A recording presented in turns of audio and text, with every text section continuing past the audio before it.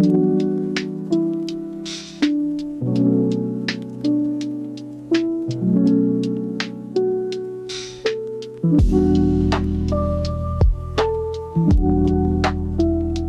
kali ini gue akan membagikan skema box NTX 6BP115 yang terinspirasi dari skema box bandpass yang umum digunakan. Skema ini dikhususkan untuk transducer speaker ACR Fabulous dengan tipe PA100152MK2 revisi pertama, produksi 20 Februari tahun 2024. Kita mulai dari ukuran transducer speakernya.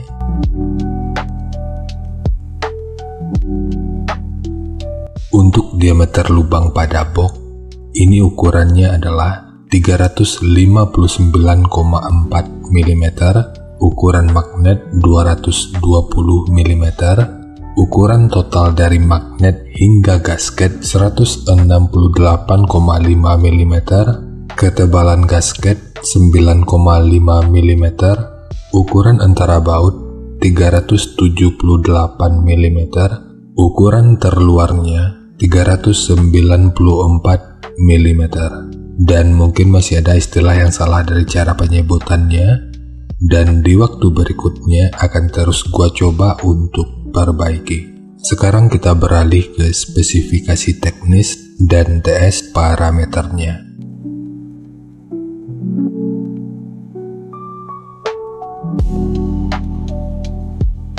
Kita mulai dari spesifikasi teknis. Untuk nominal diameter, ini ukurannya 381 mm atau 15 inci.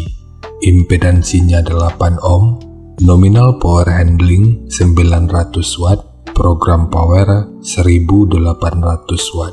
Jika lu masih ragu dengan perbedaan antara nominal power handling dengan program power ini udah pernah gua bahas pada video yang akan gua selipin pada pojok kanan atas video ini, atau nanti bisa juga dicek pada kolom deskripsi.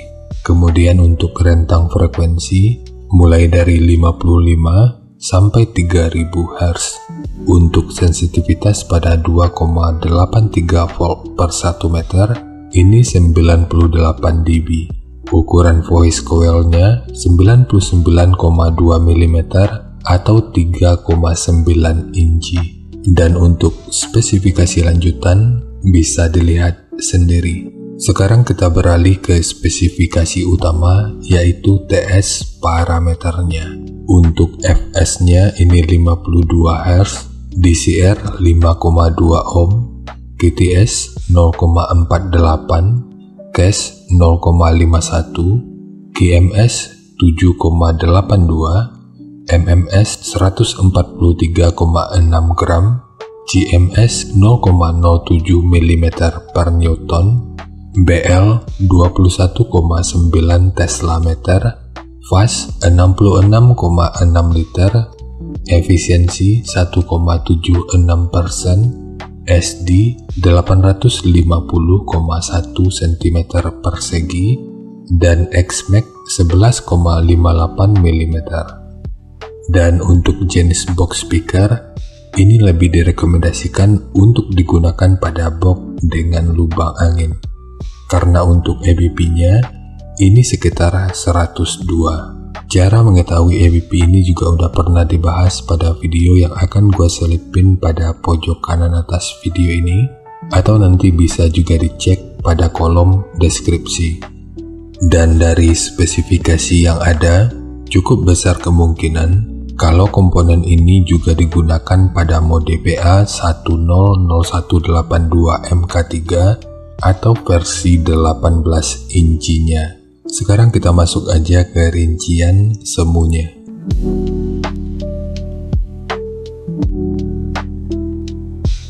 Untuk rincian semu, poin yang gua gunakan di sini adalah 1500 watt pada minimum impedansi 6 ohm. Rekomendasi titik potong bawahnya di sekitar 50 Hz dan untuk atasnya di sekitar 90 Hz. Ini sifatnya tentu nggak mengikat, jadi nanti bisa dicoba aja sesuai karakter yang diinginkan. Dan untuk slope nanti juga boleh menyesuaikan. Kemudian untuk puncak SPL-nya, ini diperkirakan mencapai sekitar 131 desibel. Semua ini merupakan rincian semu, jadi bisa lebih baik atau bisa aja lebih buruk dari yang diperkirakan. Karena untuk efisiensi akhirnya itu juga akan bisa dipengaruhi oleh beberapa faktor, apakah itu kerapian dan kepresisian dari pembuatan box, kualitas bahan, hingga equipment yang digunakan. Sebelum melanjutkan, harap baca deskripsi video karena ada beberapa informasi tambahan terkait bahasan yang ada pada video ini.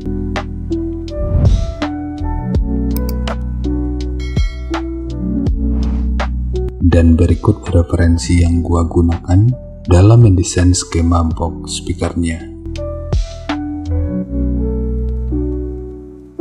Jadi dari transfer function magnitude ini kita bisa melihat meskipun dipotong di 50 Hz, frekuensi 43 Hz ini udah bisa direspon pada minus 3 dB dan 46 Hz pada 0 dB.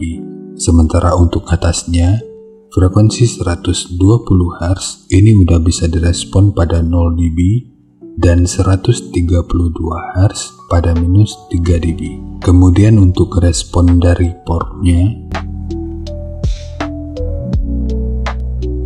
dengan daya 1500 Watt, pergerakan udara pada port utama puncaknya diperkirakan sekitar 15,9 meter per detik. Sementara untuk port kedua, ini diperkirakan sekitar 11,3 meter per detik.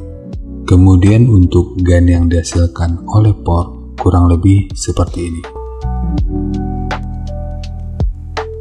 Jadi secara teori, untuk port utama ini akan membantu dalam merespon frekuensi hingga sekitar 37 Hz pada minus 3 dB. Sementara untuk port kedua, ini akan membantu dalam merespon frekuensi hingga sekitar 141 Hz pada minus 3 dB.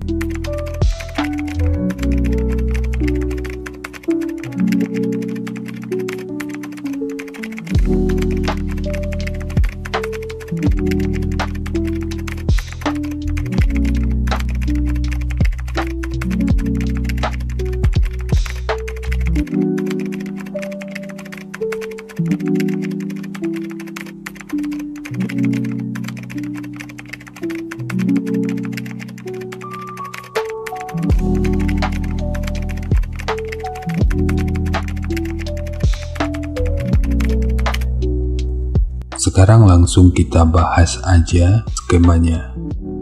Untuk ketebalan multiplex, ini menggunakan multiplex dengan ketebalan 18 mili. Kita mulai dari tinggi. Jadi tinggi box ini adalah 850 mili, panjang ke belakang 800 mili, kemudian lebarnya 560 mili. Yang perlu diingat, ketiga poin ini merupakan ukuran terluarnya. Sekarang kita beralih ke ukuran internalnya.